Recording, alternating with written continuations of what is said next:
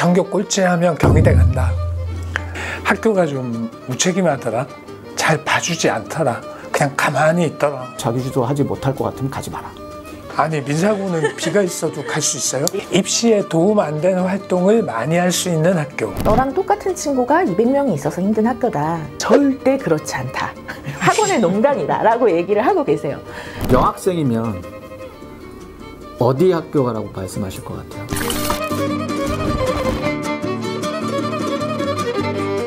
네, 안녕하세요. 오늘은 파인만 학원이 특목고 자사고 전문학원이라는 인식을 확고하게 해준 민사고와 외대부고, 그리고 이제 하나고와 상산고 이렇게 학교 설명을 저희 이제 파인만 고입 전문가분들 모시고 해보려고 하는데요.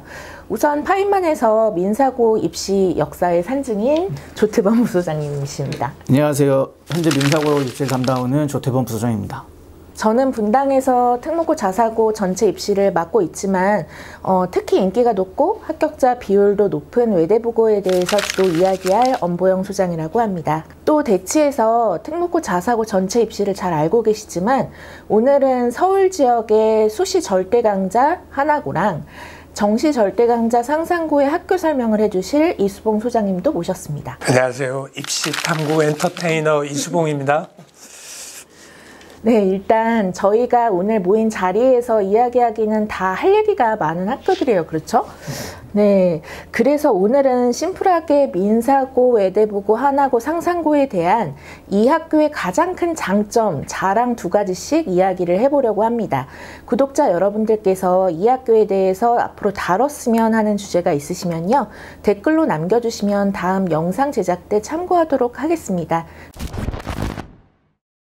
우선 두 분이 더 잘 아시겠지만 민사고는 정원이 160명인데 정원대로 다 뽑은 적이 별로 없는 학교죠. 근데 뭐 제가 지금까지 해보면서 한 번도 본 적이 없는, 그래서 160명 정도가 정원이긴 한데 올해도 과연 뽑을지는 미지수이긴 하고요.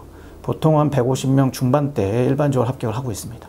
대체로 한 150명 중후반 정도 이제 최종 합격을 하는데 파인만에서 보내는 학생이 한 80명대에서 90명대 초반 정도까지 보내고 있으니까 확실히 좀 시그니처 학교인 것 같긴 하네요. 그죠? 네. 또 외대부고 역시 정원이 350명인데 파인만에서 제일 많이 보냈을 때는 102명, 평소에는 60명대에서 80명대 정도 보내니까 그래도 우리가 흐름을 이야기하는 데는 데이터가 부족할 것 같지는 않습니다. 일단 우리 민사고의 핵심적인 장점 두 가지 조태범 부소장님께서 말씀해 주세요. 우선 많긴 한데 일단 제가 생각했던 두 가지는, 우선 하나는 이제 자율성하고 학생들의 자율성과 그다음에 성장이고요. 다른 하나는 이제 다양한 경험과 고등학교와 대학 사이에 있는 학교다 라고 학생들이나 또는 말씀을 드리고 있긴 해요.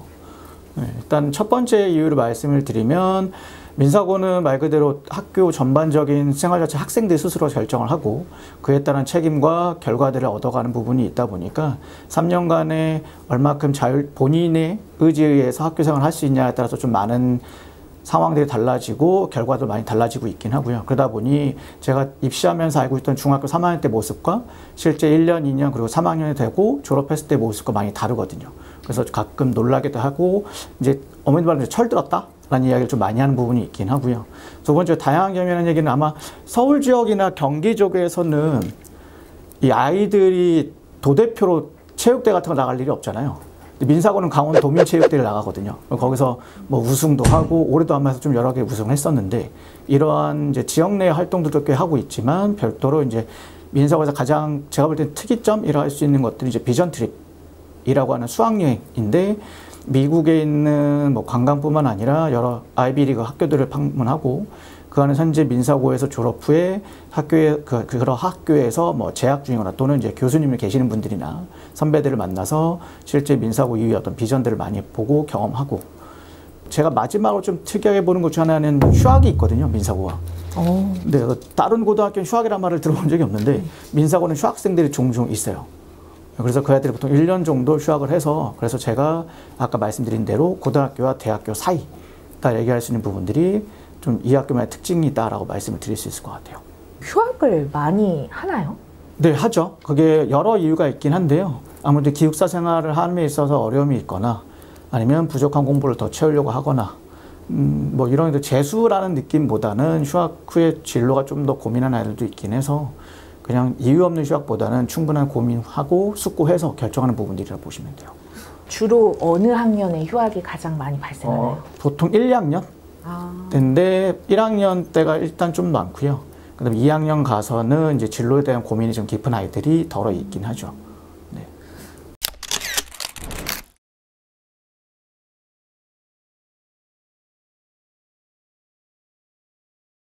제가 이제 민사고 가고 싶어 하는 학생들 좀 상담해보고 하면은 제가 느꼈었던 점은 민사고를 지원하는 학생들의 가장 큰 특이점이라고 하면 마이웨이가 되게 강하다. 그리고 완전 민사고 매니아. 네. 그러니까 민사고 아니면 죽음을 달라. 비슷한 레벨의 다른 학교들을 취사 선택할 수 있는 상황에서 다른 학교를 지망한 학생들은 이런 장점이 있어 그 학교가 라고 얘기를 하면은 이게 좀 먹히는데 민사고는 안 되거든요. 네. 그런 매니아가 학교를 가기도 전에 왜 생길까요?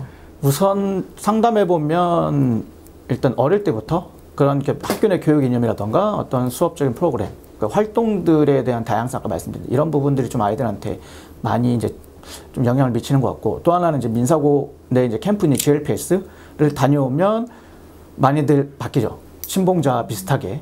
네, 그 경험들한테 좀 어릴 때 온 애들이 있다 보니까 그 애들이 꾸준히 오고 온 애들이 많고요. 그래서 보통 민사고를 지원 학생들의 대다수는 저학년부터, 그러니까 초등학교 뭐 고학년이나 이제 중학교 1, 2학년 때 이미 그런 경험을 했거나 아니면 이미 고민했던 아이들이 이제 후에 상황에 따라서 이제 지원 여부를 결정하긴 하는데, 중3 때 갑작스럽게 고민하는 경우도 있긴 한데 대다수는 일단은 말씀드린 대로 매니아층, 네, 호에 좀 가까운 아이들이 지원을 많이 하죠.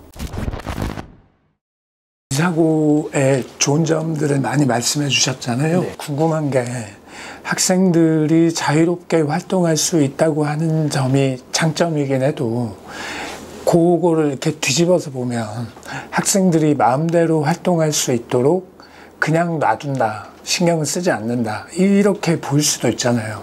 혹시 졸업한 학생들 중에 학교가 좀 무책임하더라, 잘 봐주지 않더라, 그냥 가만히 있더라, 혹시 이런 문제 제기하는 애들은 없나요? 예전에 있었죠. 지금의 말고 이전의 세대들 때는, 그러니까 고등학교 졸업 후 대학 이후에 대한 삶에 대한 것들이 학교 교육임이다 보니까 그런 부분이 조금 미쳐졌던 거라고 보고 있긴 하고요. 지금은 많이 열성적으로 도와주시는 걸로 알고 있어요. 근데 이게 앞뒤가 안 맞는 게, 관리를 한다는 얘기는 자유가 없다는 뜻이고 가만히 놔둔다는 얘기가 자유가 있다는 뜻이기 때문에 관리를 잘해주면서 자유까지 부여해준다는 건 약간 앞뒤가 안 맞는 느낌이 있는데, 그 관리라는 게 사람마다 입장 차이인 것 같긴 한데요.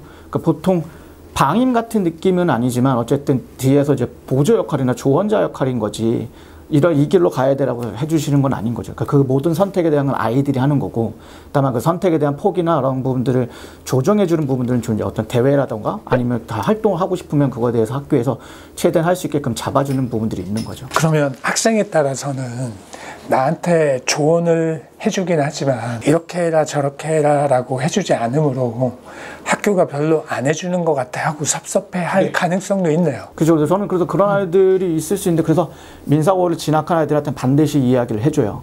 모든 선택을 해서 네가 결정하기 때문에 자기주도하지 못할 것 같으면 가지 마라. 그러면 이제 민사고를 다니는 애들이 가장 힘들어하는 점은 뭘까요? 일단 1학년 때 가장 힘든 건 민사고 전통인 아침기. 그러니까 6시에 일어나서 아침 운동을 태권도랑 이제 검도를 하는데 그게 아이들이 가장 힘든 거고요. 바쁜 일정이 제일 힘들어해요. 학년 전체적으로. 동아리 활동이나 외부 활동이든 본인이 공부 외적인 활동들이 원체 좀 많다 보니까 그걸 하느라고 시간적으로 많이 뺏긴다? 아니면은 시간적으로 바쁘다. 그래서 잠잘 시간이나 공부할 시간이 좀 부족하다 해서 굉장히 바쁜 3년을 살죠. 근데 내용상 이제 민사고가 표방하는 이미지가 모순적인 이미지가 있는 것 같아서 궁금한 건데요. 다양한 활동을 한다는 것이 입시를 위한 도구와 목적으로 쓰였을 때 민사고는 기분 나빠할 것 같아요. 왜냐하면 민사고는 이렇게 말할 거거든.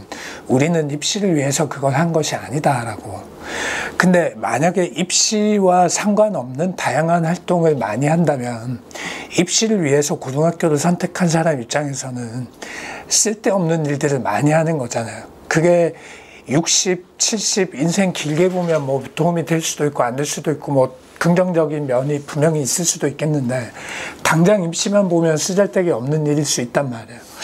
하지만 만약에 그게 입시에도 도움이 되는 다양한 활동이라고 쳐요. 그러면 민사고는 사실은 그걸 입시를 위한 수단으로서 하고 있으면서 마치 입시와 관계없이 이런 것들을 하는 것처럼 말하는 거잖아요. 그렇지 않다면 민사고가 촉이 좋은 건데 촉이 좋다는 건 서울대가 민사고를 보고 마치 뽑아주려고 하는 것처럼 그런 느낌이 든단 말이에요. 선생님 생각은 어떠신가요? 이게 모순이라고 생각하시진 않으세요? 대입이라는 거 맞춰서 봤을 때 그 활동에 대한 부분들은 아이들이 선택하는 거기 때문에 애들이 선택하는 것은 인정하는데 그게 입시에 도움이 안 된다면 결국 쓸데없는 활동이 아니겠느냐. 그거는 학교에서 강조하고 뭐 이렇게 강요해서 시키는 게 아니니까요. 민사고를 조금 나쁘게 보면 입시에 도움 안 되는 활동을 많이 할 수 있는 학교. 저는 그것도 어느 정도 아이에 따라서 있다고 봐요. 왜냐면 실제로 선택, 교과목 선택이 원체 많다 보니까 실제로 예전에 한 친구긴 한데 대입과 전혀 상관없는 자기 진로와 관련된 활동만 했던 아이들도 있어요. 그러니까 입시에 포커스 맞춰서 공부하기보단 자기가 하고 싶은 공부라 그걸 좀 깊이 있게 할 수 있도록 선생님들이 도와주시고 거기에 대해서 많이들 꽤 지원해 주시는 걸 알고 있긴 하거든요. 민사고가 워낙에 수시에 대해서는 프로그램도 워낙 좋고 이제 수업도 정말 다양하고 깊이 있는 수업도 많잖아요. 근데 정시에 대해서 조금 학교가 도와주는 게 있나요? 보통 정시 수업을 아이들이 다녔던 아이들 이야기를 해보면 3학 2학기 때 그때 이제 수능 준비 같은 거 어쨌든 최저나 이런 것들이 입시에 요구하는 부분이 있으니까 그걸 하는 거지. 그전에는 대부분 학생들이 하진 않고요. 수시 정시를 다 같이 조금 많이 보내는 그런 학교들 같은 경우에는 애들이 뭐 한 2학년 2학기 혹은 뭐 2학년 끝나고 나서 정시로 많이 갈아타는 경우잖아요. 근데 그러면은 사실 특목고 자사고에서 도와줄 수 있는 거는 얘네들을 방해하지 않는 것 정도잖아요. 정시도 좀 실적이 나오는 학교 같은 경우에는 이제 정시를 준비하는 친구들을 위해서는 조금 이렇게 수업에 대한 여유도 좀 주고 그 다음에 수능에 나오는 과목만 몰입해서 조금 공부할 수 있는 그런 수업도 깔아주고 그러는 건데 그럼 이제 말씀하신 부분 3학년 2학기 때 정도 집중을 한다라고 하면 민사고 같은 경우는 3학년 1학기 때까지는 훌륭한 수시 프로그램이 다 돌아가고 2학기 때 수능 공부할 시간이 있다. 여유가 생기는 거고요. 그러니까 1학기 기말고사 끝나면 보통 6월 말 정도 되니까 그때부터 이제 아이들이 정시 준비를 하는 게 일반적이긴 하고요. 그 전까지는 학교 생활을 바쁘기 때문에 2학기 때는 아까 말씀드린 대학교에 대한 형태도 갖고 있다 보니까 학점제거든요. 민사고는 졸업할 때. 그래서 2학기 때 수업이 잘 없어요. 그래서 아이들이 그때 여유가 좀 있고 그리고 기숙사내에서 거의 안 나오다시피 하니까 잘 안 보이거든요. 3학 2학기 때 3학년들은 유령이라서 안 보여요. 어딘지 몰라요. 정말 민사고는 자율성이 아주 높은 친구들이 가는 게 맞겠네요. 네. 그래서 저는 그렇지 아니하면 그러니까 자기주도라는 개념하고 조금 다르다 생각하고요. 스스로 자기 스케줄을 관리할 수 있느냐가 가장 중요하다 보는 학교라고 생각하고 있습니다. 조태범 부소장님의 민사고 이야기 잘 들었습니다. 저는 가끔 그런 생각을 좀 해요.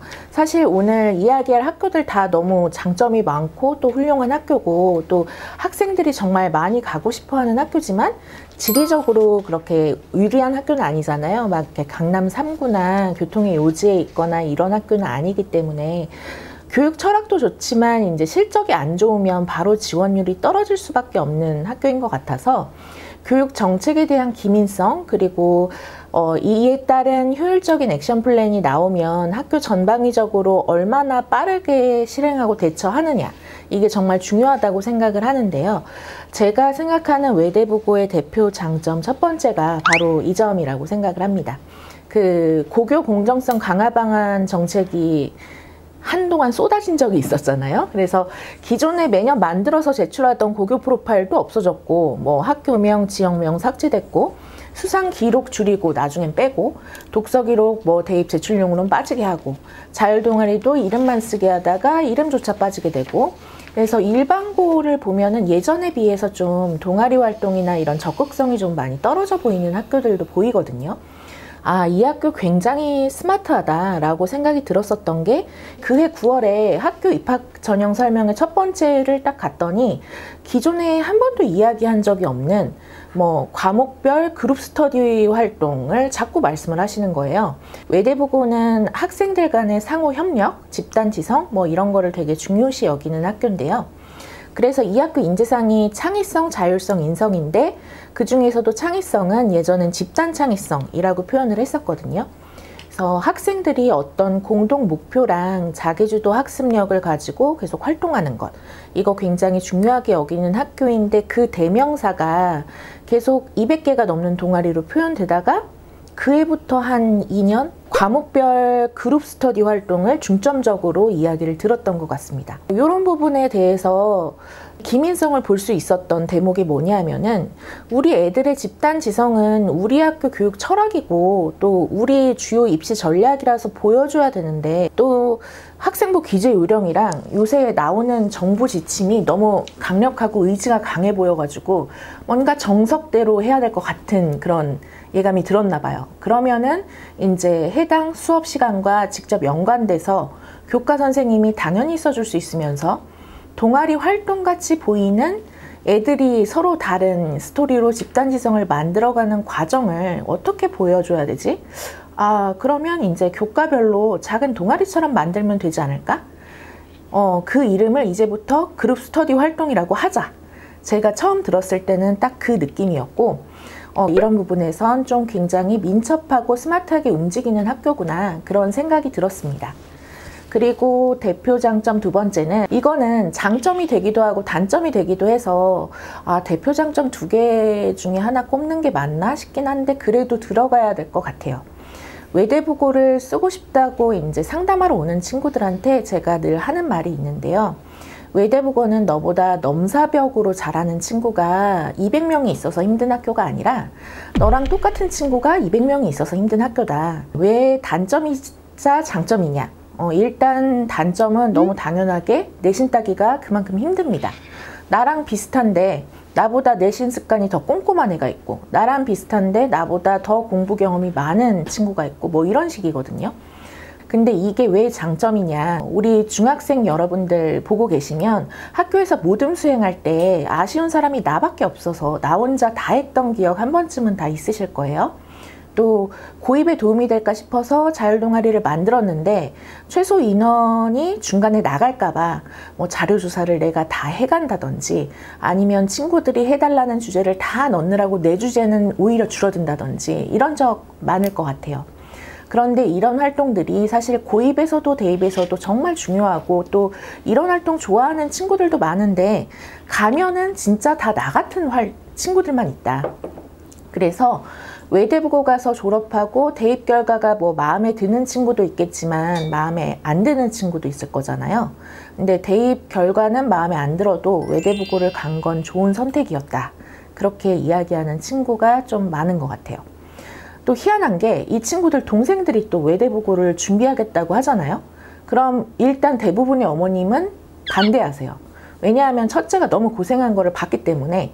그래서 나만큼 똑똑하고 나만큼 적극적이고 나만큼 창의적인 친구들이 많아서 이런 시너지 작용으로 배우고 느낄 수 있는 것, 이게 이 학교의 두 번째 장점이라고 생각합니다. 보통 제가 상담할 때 이야기를 전해 듣다 보면 이런 이야기가 있어요.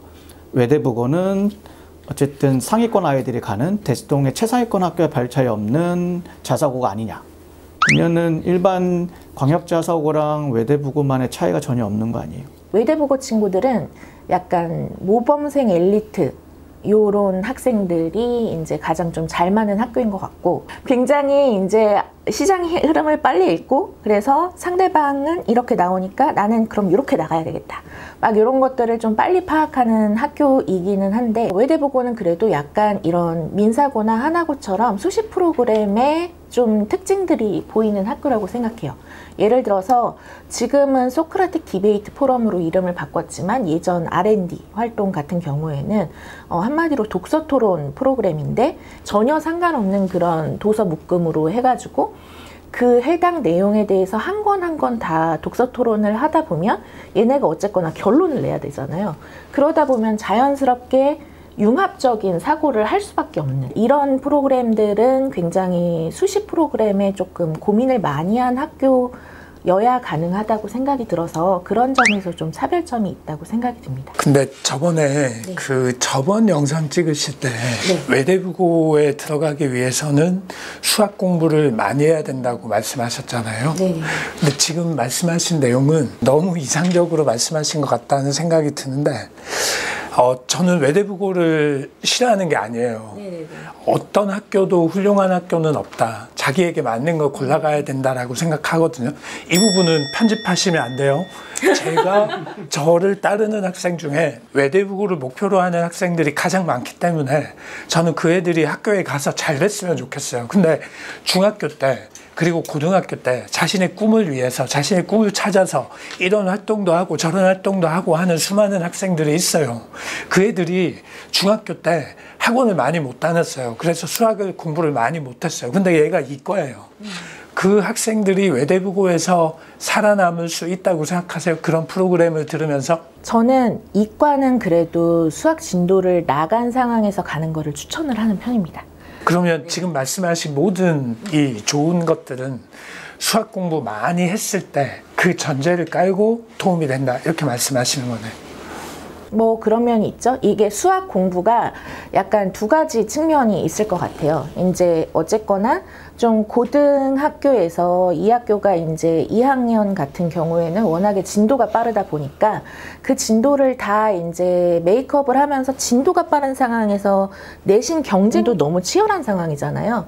그래서 그런 데서 너무 마음고생을 심하게 하지 않으려면 그래도 좀 미리 보고 가는 게 좋겠다라고 이제 이야기를 한 바가 있었는데 이상향적인 부분은 아까 제가 말씀드린 그 소크라티스 디베이트 포럼 그 부분인 것 같아요. 그러니까 이 학교가 그런 그 프로그램을 통해서 약간 계열이랑 상관없이 이런 프로그램으로 융합적 사고를 같이 보여주기도 하고 그렇게 되면 문제가 뭐가 되냐면 이제 외대부고 입장에서 이렇게 얘기하는 거죠.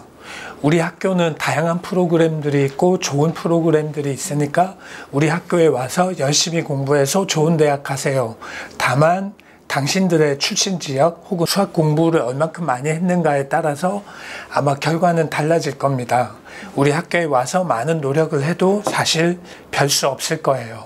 그 전에 공부 많이 한 학생들이 승률이 더 좋은 건 어쩔 수 없습니다. 그게 현실이죠. 이렇게 말해야 이게 사실 아닌가요? 저는 이게 누군가에겐 절망을 줄 것 같아서 이 말을 안 하고 싶은데 학교는 일단은 학교 설명회에서는 절대 그렇지 않다. 학원의 농단이다 라고 얘기를 하고 계세요. 그래서 이제 뭐 꼭 필요하면 한 1년 정도 하고 와라 라고 얘기를 하시는 편인데 근데 사실 이게 외대부고만의 문제는 아닐 것 같고 네네. 어느 학교나 비슷할 것 같긴 해요.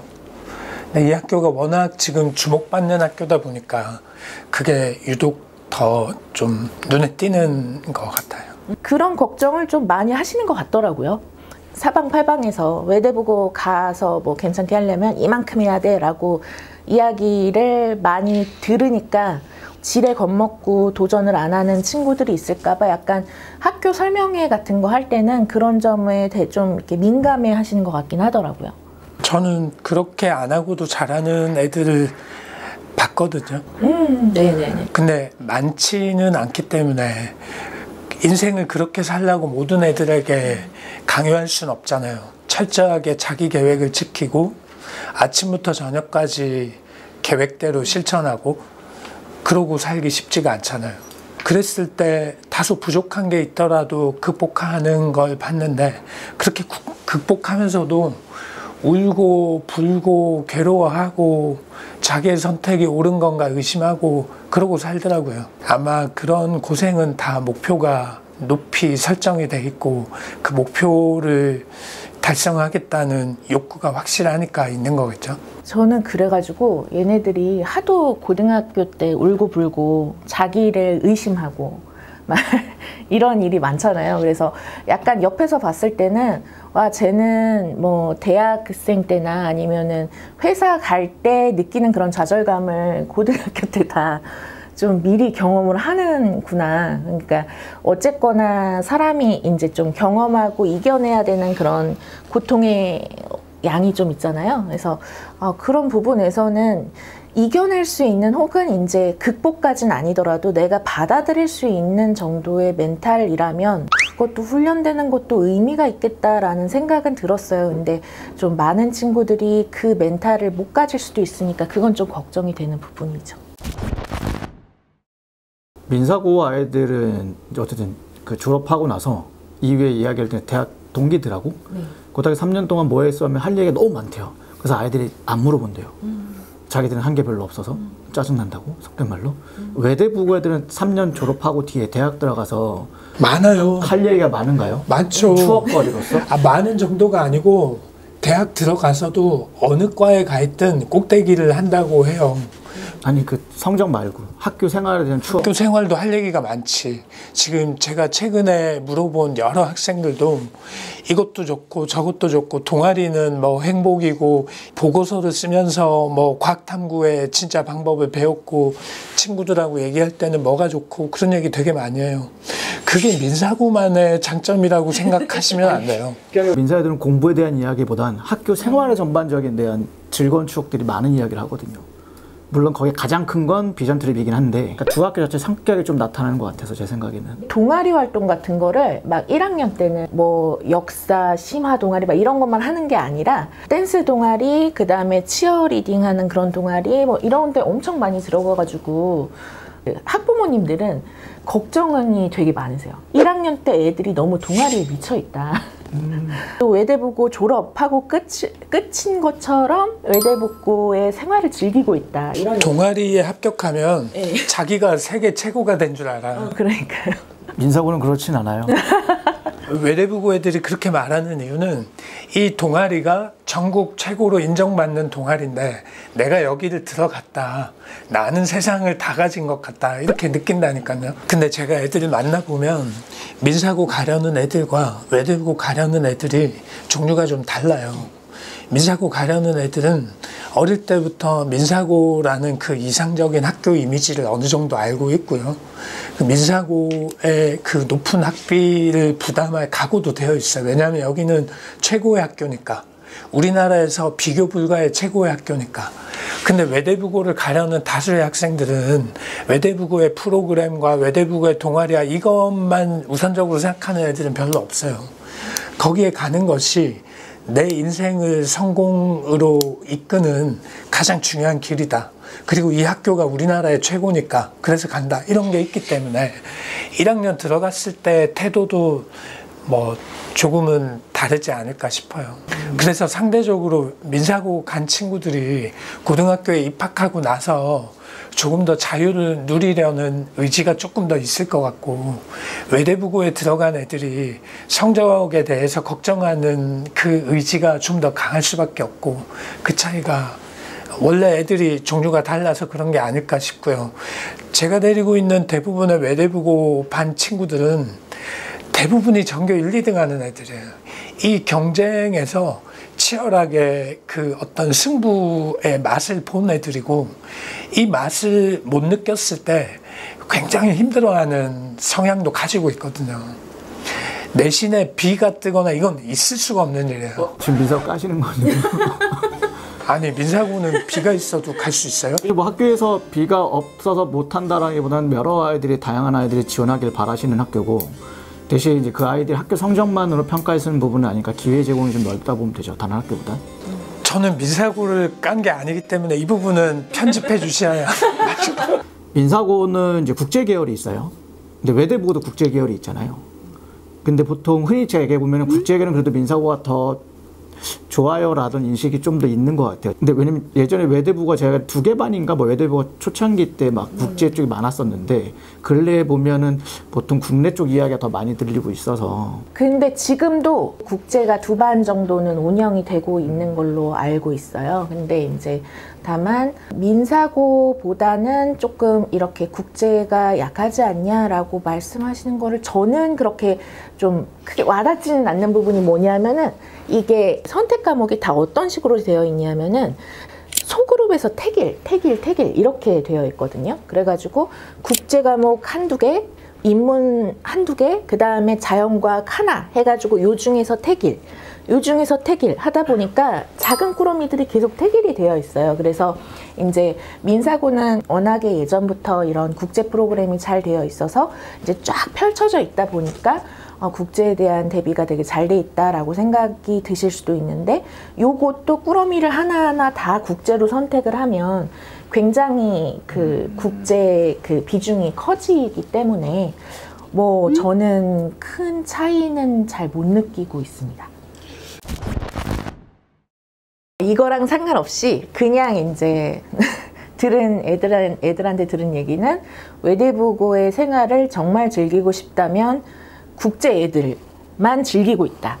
왜냐하면 다 이제 절대평가 하잖아요. 해외 대학 같은 경우에는. 그러다 보니까 이런 그 엄청난 내신 경쟁에 휘말리지 않으면서 학교의 재미난 프로그램은 다 활용할 수 있으면서 굉장히 즐겁게 학교 생활 한다는 얘기는 들은 적이 있습니다. 근데 이 얘기는 빼먹지 말아야 한다고 생각하는데, 민사고가 예전에 기록했던 그 아이비리그 진학 비율 전 세계 1위, 미국 빼고 전 세계 1위 기록을 아직 외대부고는 달성하고 있지 못하죠. 물론 오래전 얘기긴 하지만 민사고는 엄청난 기록을 보유한 학교라는 건 사실이죠.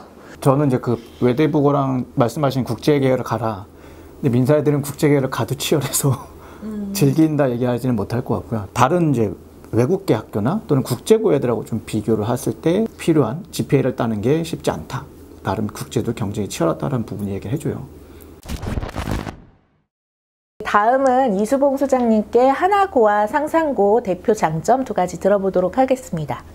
저는 하나고와 상산고의 실질적인 장점을 말씀드릴게요. 하나고는 먼저 한 달에 2번밖에 나갈 수가 없어요. 그래서 민사고나 외대부고처럼 외부의 도움을 받아서 훌륭한 실적을 내거나 하기가 좀 힘들죠. 그래서 하나고가 낸 실적은 하나고가 잘해서 낸 실적이 맞아요. 학교 안에서 모든 걸 해나가야 하기 때문에. 그리고 하나고는 가장 학교에서 투자를 많이 해요. 일단 돈이 많잖아요. 누가 하나은행하고 대적할 거예요. 그래서 하나고는 국제 심포지엄 같은 프로그램이 있어요. 이게 한 뭐 4개, 5개 나라에서 여러 학생들과 선생들을 불러가지고, 그리고 우리나라 중학생들도 신청을 받아가지고 하나고 학생도 한 200명 끼어들어가지고 같이 어떤 문제 상황에 대해서 함께 논의를 해보는 그런 프로그램이거든요. 그래서 하나고는 다양한 프로그램이 있고 수업 선택이 충분히 열려있고, 그리고 재단이 돈이 굉장히 많고 자기주도 학습을 충분히 시키고 있고, 그래서 공부 분위기가 꽤 좋은 편이죠. 2번째, 상산고. 상산고는 의대 실적이 어마어마하죠. 이번에 상산고에서 설명회를 하면서 얘기를 했는데, 상산고 실적이 뭐 정시가 대부분이다, 특히 의대 실적은 정시가 대부분이다, 이렇게 얘기를 하는 거에 대해서 그렇지 않다라는 내용으로 긴 설명을 해줬는데요. 뭐 한 150명 정도 실적이 낮다고 했을 때 50명 정도는 수시다, 그러니까 정시가 대부분이 아니다라고 얘기를 했고요. 그리고 상산고의 의대 실적이 대부분 지역 인재 전형이다라고 얘기를 했는데, 수시든 정시든 상산고 의대 실적은 한 20% 정도만 지역 인재 전형이다. 20% 안팎에서. 그러니까 상산고는 서울대도 가고 연세대도 가고 성균관대도 가고 뭐 아주대도 가고 가천대도 가고 경북대도 가고 전국 여러 의대들을 골고루 가고 있기 때문에 결코 상산고는 정시밖에 못하는 그런 학교가 아니고 지역 인재로만 의대를 보내는 그런 학교도 아닌 거죠. 그리고 2학년 때부터, 이거는 뭐 어느 학교나 다 마찬가지일 것 같은데, 2학년 때부터 다양한 선택 수업들이 또 있어요.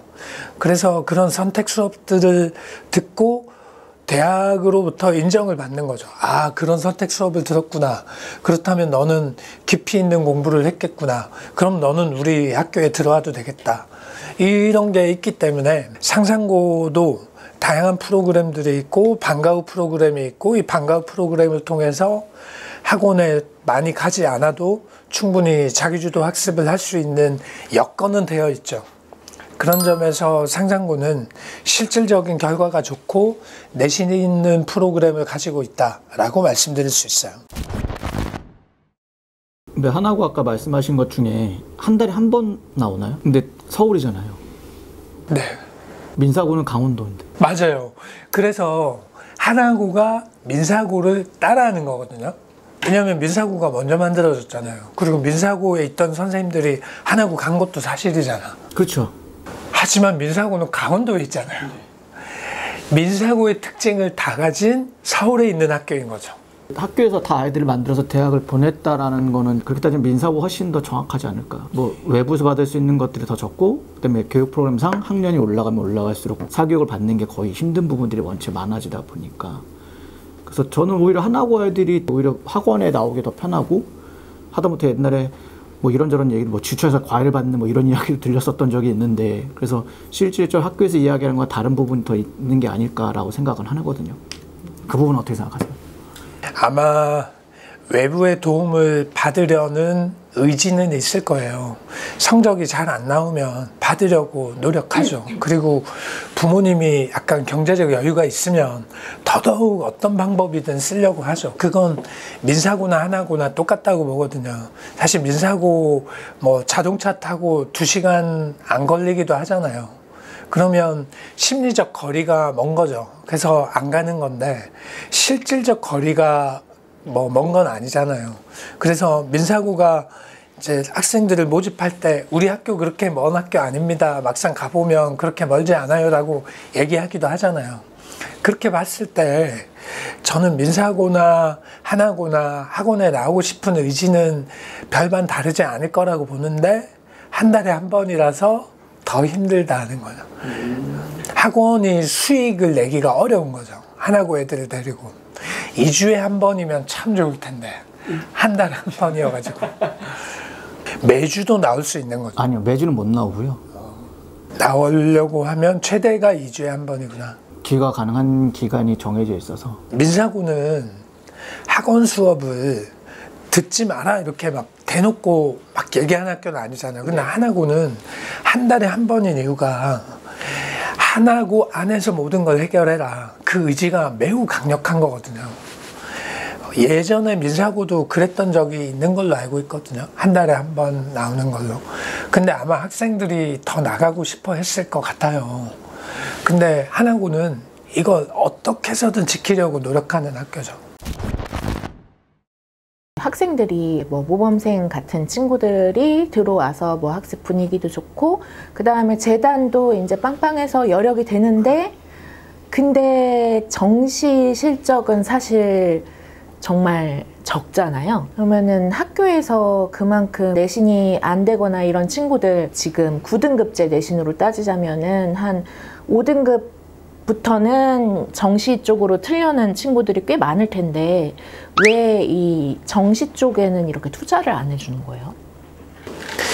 저는 학교가 훌륭하다는 것은 학교 안에서의 프로그램으로 충분히 좋은 대학교를 갈 수 있어야 한다라고 생각하거든요. 근데 학교에서 다양한 수업 선택들이 있고 학교에 다양한 활동들이 있잖아요. 그래서 그걸 해서 대학교에 가라라고 말하거든요. 근데 그렇게 해도 성적이 잘 안 나와요. 근데 하나고씩이나 갔으면 뭐 저 꼭대기에서부터 한 5번째 안쪽으로 가야 된단 말이에요. 좋은 대학교를. 근데 그 밑으로 떨어지면 못 가죠. 제가 어머니들한테 듣기로는 전교 꼴찌하면 경희대 간다. 그래서 뭐 경희대가 그래도 전국 대학으로 보면 꽤 좋은 학교잖아요. 그래서 경희대까지는 간다. 좀 못해도. 정시 못하는 건 사실이죠. 그건 하나고의 단점을 찾으려는 사람에게는 단점이 맞아요. 제가 보기에는 이게 사실 다른 자사고들에 비해서 뭐 이제 학생의 풀이 나쁜 것도 아니고 재단에 힘이 없는 것도 아니기 때문에 사실 약간 학교에 의지가 있다면 좀 충분히 트랙을 만들 법도 한데 수시 위주의 학교임을 고수하는 이유가 있나 싶어가지고. 사실 학교 안에서도 양쪽의 의견이 있는 걸로 알고 있어요. 다양한 활동을 하게 되면 아까 제가 문제 제기도 했지만 이게 입시와 상관이 없는 굉장히 높은 데로 치고 가는 수업들 그런 걸 들을 수 있단 말이에요. 근데 학교 선생님들의 절반은 그러면 안 된다. 공부해야지 뭐 그런 활동들을 자꾸 하려고 하냐. 이 두 개가 팽팽하게 맞서 있어요. 그렇기 때문에 하나고는 언제나 긴장 상태의 학교다라고 생각하는데요. 이 부분은 민사고도 마찬가지일 거고요. 외대부고도 마찬가지일 거라고 생각해요. 저는 외대부고가 정시 실적이 잘 나오는 이유가 학교에서 정시 위주의 수업을 해줬기 때문이 아니라 정시로 가려는 애들이 학교 내신을 버리고 정시 중심으로 공부를 했기 때문이라고 생각해요. 네, 그래서 맞아요. 정시 실적이 나오는 거죠. 그러니까 학교가 뭘 해주는 게 아니고 그 애들이 그쪽을 신경을 쓰는 거죠. 제가 궁금한 거는 하나고에는 왜 그렇지 않냐는 거죠. 하나고는 네. 민사고와 비슷하게 학교의 프로그램이 수능 시험을 잘 볼 수 있는 걸로 최적화되어 있는 건 아닌 거죠. 물론 외대부고도 최적화되어 있는 건 아니지만 그래도 외대부고는 하나고나 민사고보다는 선택할 가짓수가 적잖아요. 그래서 아까 선생님이 휘문고하고 비슷한 거 아니냐라고 말씀도 하셨잖아요. 근데 하나고는 민사고처럼 선택의 폭이 굉장히 넓어요. 그리고 이 선택을 했을 때 2학년 때부터 절대평가로 나오는 걸로 알고 있어요. 등급 자체가 안 나와요. 그래서 다양한 선택을 하라고 적극적으로 권장하는 학교예요. 그래서 하나고에서 비록 등급이 높지 않아도 괜찮은 학교에 아까 뭐 서울대, 연고대까지는 아니어도 꽤 괜찮은 학교에 가기 때문에 그쪽으로 계속 목표를 두고 있는 거죠. 등급이 안 나온다는 거는 2학년 때부터 진로 선택 과목 위주로 쫙 간다는 말씀이시죠? 그렇죠. 근데 그게 진로하고 꼭 관련된 게 아니어도 네네. 애들이 왔다 갔다 하는 애들도 있어요. 그러니까 나는 문과인데 이과 과목을 막 넘나드는 애들이 있어요. 정말 다양한 선택이 가능한 거죠. 물론 이건 위험한 거죠.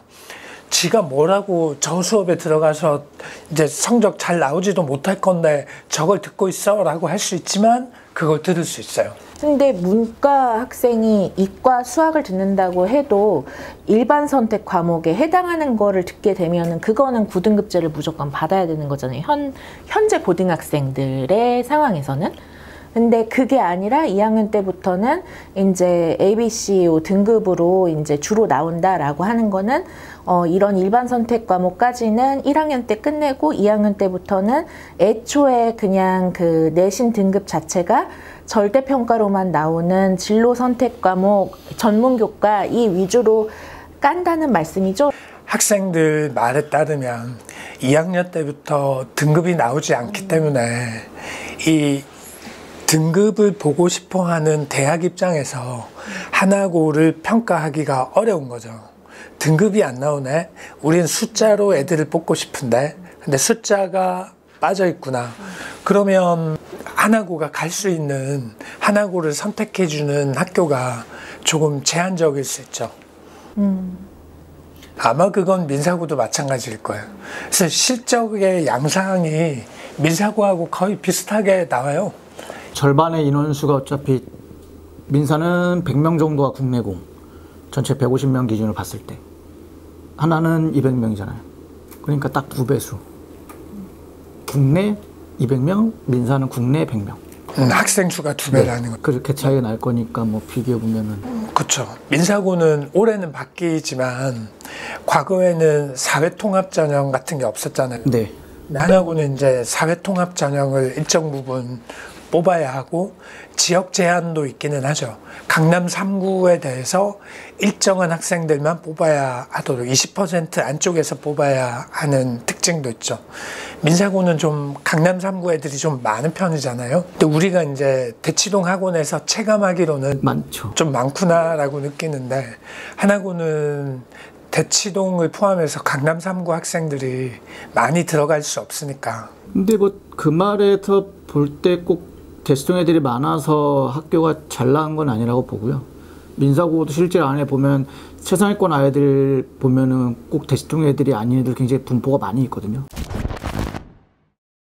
예전에 제가 민사고반에서 가르칠 때 깊이 있는 탐구를 한 학생이 자기소개서에 그런 내용을 적고 그걸로 면접관과 함께 얘기를 나누면서 합격을 거머쥐려고 했는데 면접관이 그런 건 물어보지 않고 그냥 교과목 관련된 질문들을 했었단 말이에요. 그거는 뭐 어쩔 수 없죠. 제도적인 부분에 대한 한계가 있으니까. 그러면 민사고는 깊이 있는 탐구를 한 것에 대해서 궁금해하지 않았던 거잖아요. 적어도 그 학생의 경우에는. 탐구라는 부분을 영역하는 것은 각자의 선택, 평가하는 부분이 좀 다를 수 있지 않나요? 대신 이제 그게 발현되지 않더라도 그 아이들이 들어와서 그것이 그대로 드러나고 있는 거니까, 수업대에선. 그러니까 충분히 거기에 부합되는 아이들을 잘 뽑는 거라 볼 수 있는 거죠. 올해는 입시가 좀 바뀌겠지만 하나고는 깊이 있는 탐구 활동을 보고 학생들을 뽑는단 말이에요. 그리고 하나고는 학교에서 깊이 있는 탐구를 시킨단 말이에요. 근데 민사고는 작년까지의 입시에서 깊이 있는 탐구를 했는지 안 했는지를 본 게 아니라 뭐 특정 면접 과목에 대해서 많이 알고 있느냐 적게 알고 있느냐를 본 거잖아요. 그렇다면 깊이 있는 탐구 측면에서는 하나고가 훨씬 입시의 방법과 학교의 프로그램에 일관성이 있는 것 같거든요. 저는 거기에 대해서 뭐 동의하는 입장은 아니고요. 그 탐구라는 게 말 그대로 그 아이도 그 시즌에 맞춰서 준비한 것도 있을 수 있기 때문에 그게 그 아이가 탐구한 건지는 알 수 없는 거고 남의 도움을 받을 수 있는. 그래서 면접으로 대신 그 특정 뭐 말씀드린 어떤 특정 해당 주제에 대한 탐구인 것뿐인 거지 민사애들은 그 영역 전반적인 깊이 있는 공부를 하는 거니까 달라질 수밖에 없죠. 그거는 다르다고 봐요. 들어가서 그러니까 수업에 대한 커리큘럼 자체가 민사고는 이렇게 정리할 수 있겠네요. 민사고는 탐구 자체를 보려고 하는 것이 아니었고 그 영역에 대해서 깊이 있게 공부했나를 보려고 했던 것이었고. 그러니까 왜냐면 어차피 중학생 대상으로 선발을 하는 거니까. 중학생을 선발하니까. 근데 하나고는 깊이 있는 공부를 보는 게 아니라 탐구를 얼만큼 깊이 있게 했는가를 봤던 거고 그 부분이 다른 거네요. 그렇죠. 뭐 입시제도 자체가 달랐으니까 그거는 제도적인 부분이라 보긴 하고 요구하는 부분이 좀 다를 거라 보긴 하는데 대신 이제 그 민사고 아이들을 제가 지금까지 경험을 봤을 때 그러니까 나 외부에서 볼 때는 똑똑한 아이나 전교권 아이는 아닌 애들이죠. 근데 들어가서는 아이들이 혀를 내둘 정도의 어떤 특정 영역에 대해서는 탑으로 인정해 줄 만한 최상위권 학생이 아니다 하더라도 자기만의 특장점을 갖고 있는 아이들이 좀 민사에 많아요. 만약에 민사고가 대학교라면 이제 그런 특장점을 가지고 졸업하는 것이 의미가 있을 수 있겠으나 고등학교이기 때문에 현실적인 측면에서 그 특장점이 결국 좋은 대학으로 이어질 수 있는 것인가요? 그렇다고 볼 수는 없는데요. 대신 그 부분에 대한 것이 부족한 애들이 있다 보니까 그런 아이들도 민사고를 다닐 수 있는 거고 그래서 그 안에서 학교에서 생활을 하면서 그 아이들이 성장해서 그들이 원하는 결과를 얻어가는 게 맞는 거죠. 그래서 말 그대로 민사고에서 교육목표 권학이랑 딱 맞는 학생들이 대부분 들어가요. 민사고는 대학교 가면 좀 시시하다는 느낌이 들겠어요. 대학 가서 다 잘해요. 가서는 다 잘하고 장학금 받고 일단은 말을 원체 잘하니까 아이들이 다른 학교보다는 저런 월등히 잘한다고 저는 생각은 해요. 개인적으로. 발표 이런 네. 거. 어떤 토론 수업 자체도 그렇고 3년 동안 그렇게 질리게 해왔으니까 그런 부분에서는 제가 볼 때는 아마 다른 두 학교나 상상고 포함해서 봤을 때도 좀 비견될 수 있는. 아니 지금 말씀하신 게 말이 민사고지 하나고 특징이에요. 네, 뭐 그렇긴 한데 아니라니까요. 어쨌든 하나고는 어차피 민사고를 따서 만든 학교잖아요. 그러니까 그들의 성격은 비슷할 수밖에 없죠. 그러니까 그리고 서울에 있죠. 네, 그렇긴 하죠. 네, 민사고는 서울에 없어서 그래도 저는 가운데 있어도 좋다고 봐요. 넓잖아요. 환경 자체가 좋기 때문에. 저는 상상고 관련해서 그 상상고가 이제 수학과학 면접이 있잖아요. 물론 학교에서는 수학과학 면접이라고 말씀을 안 하시지만 창의, 융합, 사고력 면접 뭐 이렇게 말씀을 하시지만 그런데 이제 어쨌거나 이 수학과학 면접의 중요도가 사실은 굉장히 압도적이고 적어도 제가 가르친 학생들 중에서 이 수학과학 면접에서 오답을 냈는데 다른 거를 잘 대답해서 붙은 친구는 없었거든요. 근데 혹시 그런 친구 보신 적 있으세요? 네, 저희 학원은 있어요. 어떤 특이점으로 붙었어요? 인성 독서 면접을 잘 봐서 들어간 애가 있어요. 그러니까 창의 융합 면접은 잘 못했지만 인성 독서 면접은 잘했다. 그래서 붙는 애들도 있고요.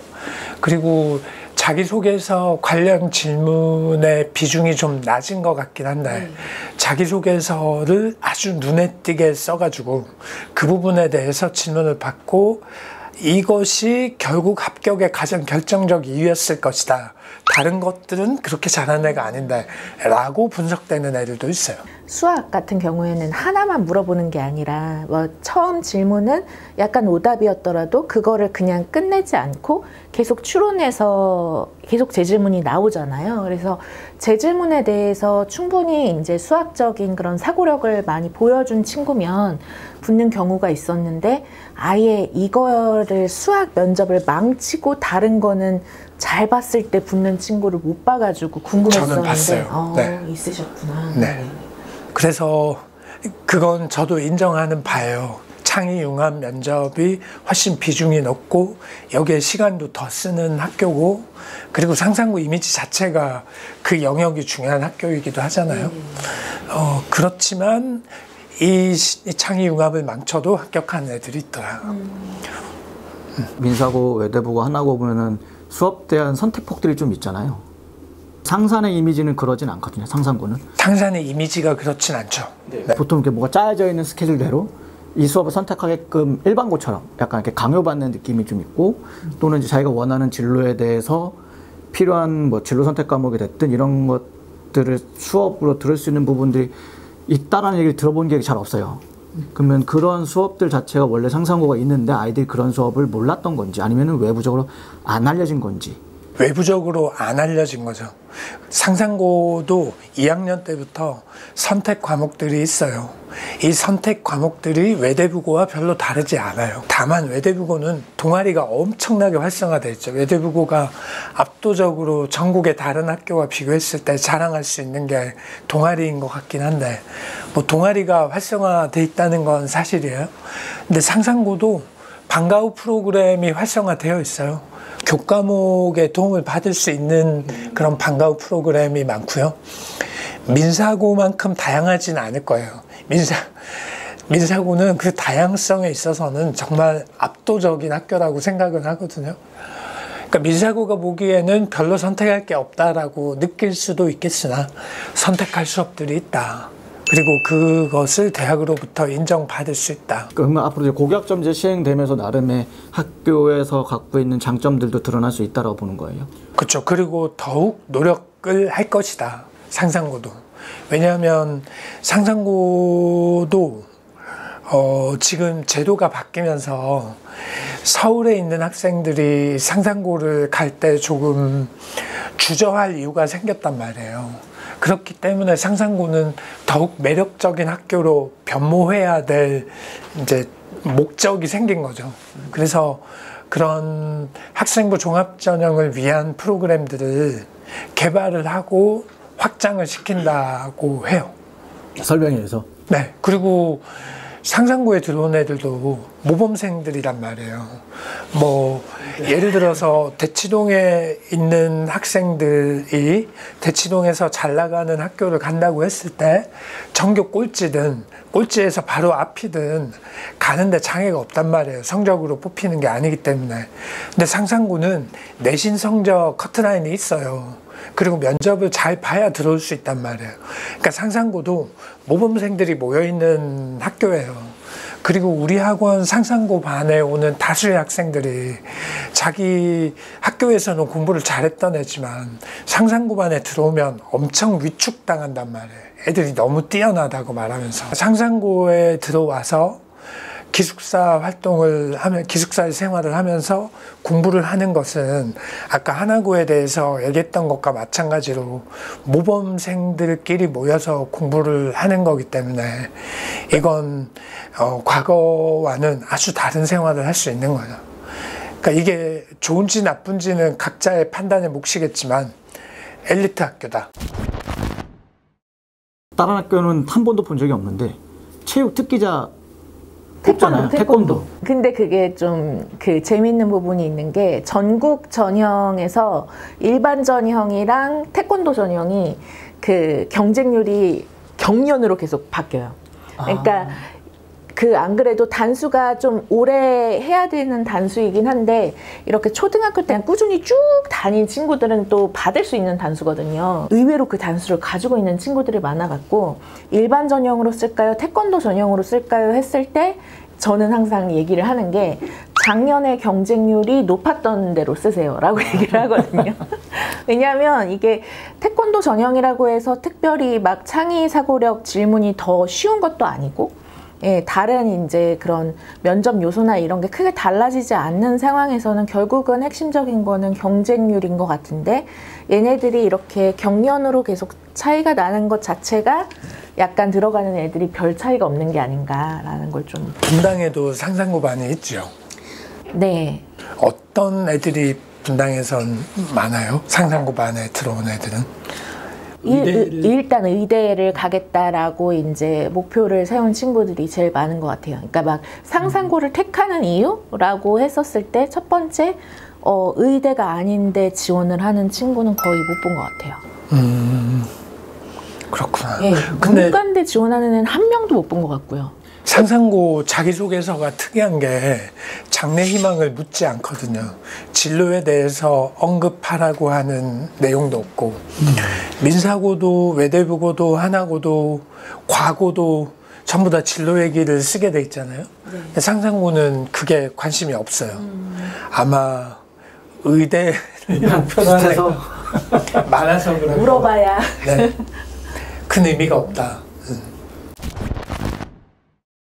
여학생이면 어디 학교 가라고 말씀하실 것 같아요? 우리 지금 이야기했던 4개 학교들 중에서. 근데 여학생이냐 남학생이냐에 따라서 유불리를 따졌을 때 민사고 약간 불리하잖아요. 네. 하나고도 약간 불리하거든. 상상고 불리하거든. 근데 외대부고가 안 불리하죠. 지원자 대비 아이들을 그대로 뽑아서 그런 건가요? 아니면 정원수 자체가 좀 달라서 그런 거예요? 지원자 대비 네. 를 더 뽑아서? 네. 그러니까 민사고는 뭐 상산도 그렇고 기숙사 수가 학생 수가 정해져 있잖아요. 수용할 수 있는 남녀 성비가. 근데 외대부고는 매년 들어온 남학생 여학생 수가 다른데 그거를 전혀 고려하지 않아도 되는 뭐 규모가 있는 거예요? 그런 규모가 있다고 자랑을 하시더라고요. 남는 자리가 또 어차피 빈 방이 있다? 공간이 이제 꽤 여유로운 편이라서 그런 걸 좀 유동적으로 이렇게 할 수 있다. 원래 계열을 구분을 해서 했었잖아요. 그래서 지금 실제로 계열 구분 없이 뽑다 보니까 원래는 뭐 10반 정도여야 되는데 이게 40명 이러면은 이게 한 반으로 하기도 두 반으로 나누기도 애매한 상황에서 그냥 과감히 두 반으로 나누고 그렇게 진행을 한다고. 그래서 실제적으로는 한 12반 정도 운영되고 있다고 그러시더라고요. 그러니까 그런 유동성 같은 게 어느 정도 시설로 좀 감당할 수 있나 봐요. 좋다. 민사고는 그게 없어서 매년 말들이 많거든요. 여학생들 입장에서. 근데 지원할 때마다. 그래도 민사고는 상상고처럼 정원이 아예 정해져 있는 건 아니잖아요. 그렇긴 한데 내부적으로는 약간 이제 보이는 게 있기는 그게 층으로 구분해져 있다 보니까.